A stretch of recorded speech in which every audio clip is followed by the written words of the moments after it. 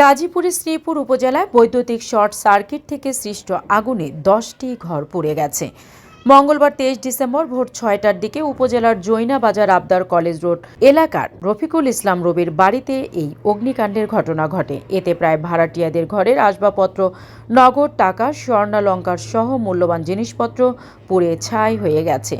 ভাড়াটিয়া মোফাজ্জল জানান, ভোরে প্রথমে একটি তালাবদ্ধ ঘর থেকে আগুনের সূত্রপাত হয়। তারপর দেখতে দেখতে মুহূর্তের মধ্যেই 10টি ঘরে আগুন লেগে যায়। বৈদ্যুতিক শর্ট সার্কিটের কারণে 10টি বসতঘরে আগুন লেগে পুড়ে গেছে। মাওনা ফায়ার সার্ভিসের ইন্সপেক্টর নুরুল করিম জানান, খবর পেয়ে দ্রুত সময়ের মধ্যে ঘটনাস্থলে গিয়ে 2টি ইউনিট 30 মিনিটে আগুন নিয়ন্ত্রণ করে। প্রাথমিকভাবে ধারণা করা হচ্ছে বৈদ্যুতিক শর্ট সার্কিটের কারণে এই আগুনের ঘটনা ঘটেছে। ক্ষয়ক্ষতির পরিমাণ তদন্ত করে বলতে পারবেন বলে জানান এই কর্মকর্তা।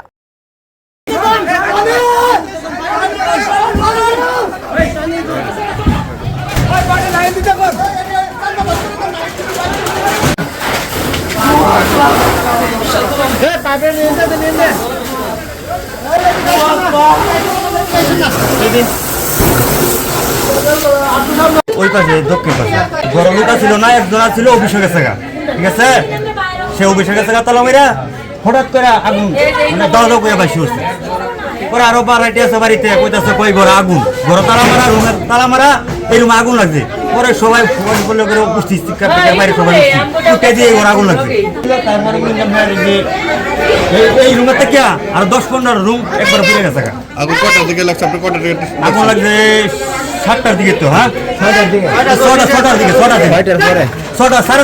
7টার ভিতরে ফায়ার সার্ভিস আইছে, 7টা বাজাইছে, 7টার দিকে আইছে ফায়ার সার্ভিস। 55 মিনিটের সময় শ্রীপুর ফায়ার স্টেশনে অগ্নিকাণ্ডের সংবাদ পাই। তৎক্ষণাৎ আমরা শ্রীপুর ফায়ার স্টেশন থেকে 2টা ইউনিট আমরা অগ্নিকাণ্ডের উদ্দেশ্যে রওনা করি এবং 10 মিনিট পরে আমরা ঘটনাস্থলে উপস্থিত হই এবং 30 মিনিটের মতো লাগে আমাদের আগুনটা নিয়ন্ত্রণ করতে। যেহেতু কোনো পানির সোর্স ছিল না, আমরা আগুনটা মোটামুটি নিয়ন্ত্রণ করছি। পরবর্তীতে আমাদের পানির গাড়িটা আমরা আবারও পানি ভর্তি করার জন্য পাঠাই। সর্বশেষ আমরা 8:30-এর সময় আমরা আগুনটা সম্পূর্ণভাবে নির্বাপন করি। ধন্যবাদ।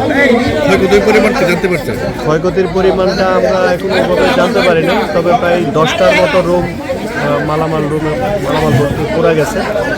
আমরা এটা ডিটেলস জেনে কি মালামাল ছিল অ্যাসেসমেন্ট করে জানতে পারবো। কিন্তু আগুনের সূত্রপাত আমরা যতটুকু জেনেছি বৈদ্যুতিক শর্ট সার্কিট থেকে আগুনটা লেগেছে।